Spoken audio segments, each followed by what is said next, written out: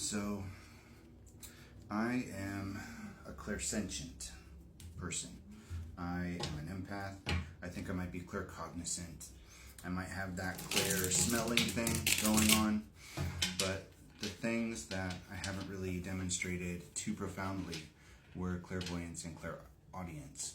Clairaudience sometimes happens when I'm meditating or when I'm in, like on the verge of sleep. Auditory hallucinations are what they call them scientifically, but I think that's clairaudience coming through. And the clairvoyance was never under my control.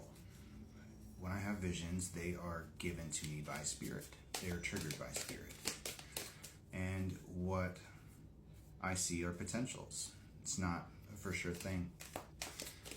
But I've never been able to speak to deceased people, spirits, but I can feel them. I can feel desires. I can feel presence.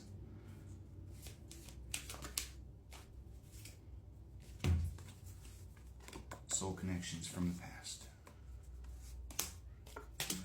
I think that your stepmom is doing okay. The best thing I think I can do here is to tell you my experience. When my dad died, I had just gotten into a really terrible fight with him, and I wished he would die. And within 24 hours, he did. And I struggled so hard with the guilt of that. And it caused me a lot of problems, psychologically, emotionally, mentally, physically, problems everywhere. My grandmother, who ended up sharing my gift, Three of Swords, she was the one that set me down this entire journey.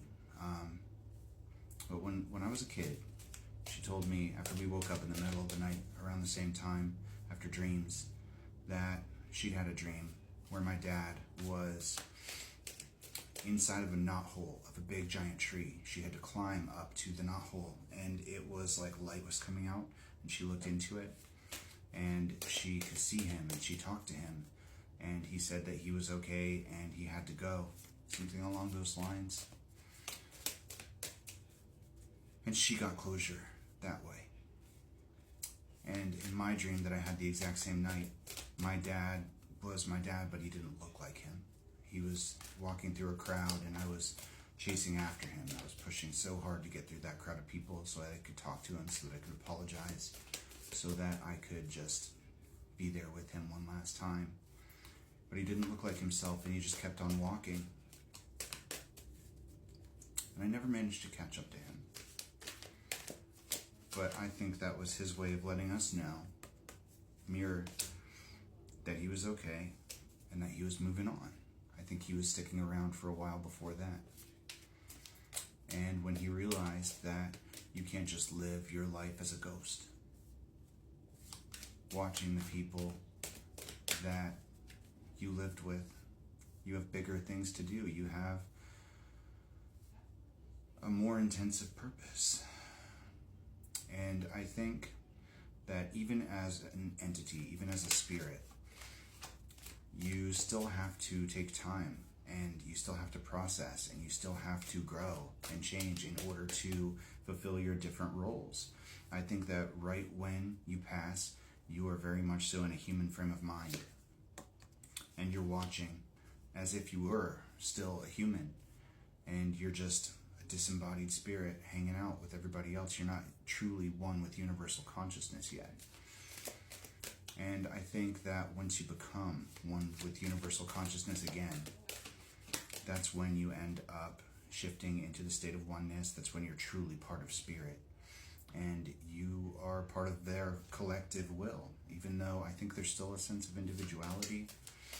And it gets complicated because when you start looking into that aspect of things, you start looking at your different lives. For example, if I had 6 past lives, or however many, if I had a different past life, that's a different person in and of itself. And even though I'm still them, they're still me. We were different at the same time. And the way that time is an illusion and everything's happening all at once, they are all alive right now in this moment in their own timelines, their own dimensions. So we are both, we're Schrodinger's cat, essentially. We are both alive and we are both dead at the same time. And we are both our past and our future. Our child, our inner child, is affecting us now, and our future self is affecting us now. And we can reach back in time, essentially, and affect that inner child. We can affect that future self. All of it exists on top of each other. So, we are one with spirit. And your stepmom is probably right now in the state of transition. I think she's likely to be healing from what she's been through, understanding the parts of her own mind and the parts of her life that she didn't understand before. I think that you have to come to clarity about how everything worked. Divine justice. I think you have to understand how all the puzzle pieces connected, how the ripples affect each other. I think you have to take a little bit of time in order to understand the cosmic effect that you had on the world and the cosmic effect that the world had on you. And then you go incarnate or rest, depending on what it is your soul needs. And while it might look like a gap in time in the linear scheme of things, it's really not. It's a blip. My grandmother, when she passed, her and I had a big falling out because of the whole gay thing. She didn't want me to ever get married. She wanted me to have special friends and have that be the way that I live my life. And she didn't support me changing my name. She refused to use it. She always called me by my biological given name. So when she passed, she'd written me a letter kind of trying to compromise. And I wish I'd kept it. I didn't, because I still had feelings and I still felt like I didn't care at that time about our relationship.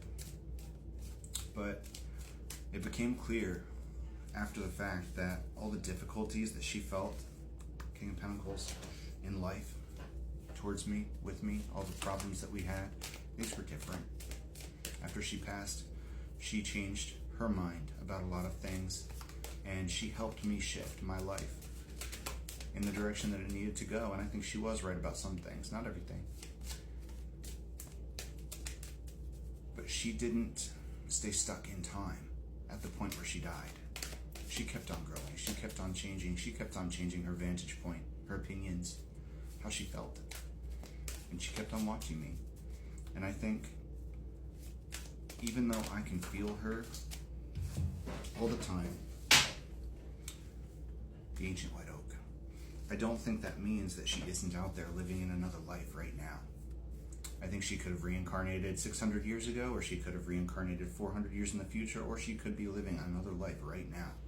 And I could meet her in physical form in another person. And all of those things could be true at the same time. Your stepmom's not gone. She's just on the next adventure. And I think that the more attention you give a spirit, the easier it is for them to connect with you. They're always watching.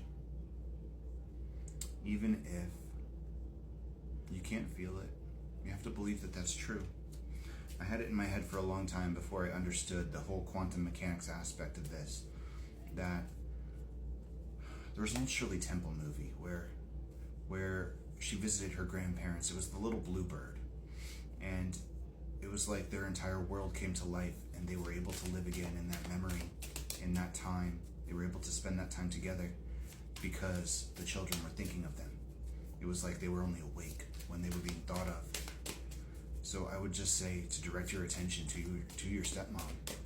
Spend thoughts on her. And that's how you'll connect.